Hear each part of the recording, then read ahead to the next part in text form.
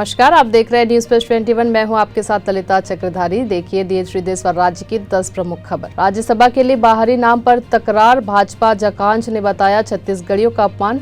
कांग्रेस अध्यक्ष बोले पार्टी ने बहुत दिया, अब त्याग की बारी। कांग्रेस शरणम गच्छामी को तैयार बैठे पप्पू यादव की हो सकती है पार्टी में एंट्री। रंजीत रंजन बनी छत्तीसगढ़ से उम्मीदवार। सिद्धू मर्डर केस में बड़ा खुलासा, शाहरुख को दी गई थी मूसेवाला की सुपारी। पूछताछ में सामने आया सिंगर के मैनेजर का नाम। बेंगलुरु में किसान नेता राकेश टिकैत के चेहरे पर फेंकी गई स्याही। सभा के दौरान हुई झड़प, जमकर चली कुर्सियां। कोरोना काल में बेसहारा बच्चों को बड़ी सौगात, बच्चों को हर महीने मिलेंगे 4,000 रुपए। मणिपुर के थौबल जिले में आईईडी ब्लास्ट में पश्चिम बंगाल के एक मजदूर की मौत, 4 घायल। कृष्ण जन्मभूमि को लेकर सीनियर डिवीजन कोर्ट में दोनों पक्षों ने रखा अपना पक्ष।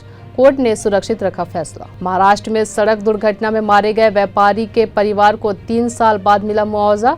अदालत ने दिया 67.8 लाख रुपए देने का आदेश। ज्ञानवापी मामले को लेकर रोजाना पूजा की अर्जी पर आज शाम 4 बजे आएगा फैसला। राज्यसभा चुनाव को लेकर मुंबई में इमरान प्रतापगढ़ी ने नॉमिनेशन फाइल किया। ऐसे ही जानकारी से लगातार अपडेट रहने के लिए देखते रहिए न्यूज प्लस 21, आपके हक की बात।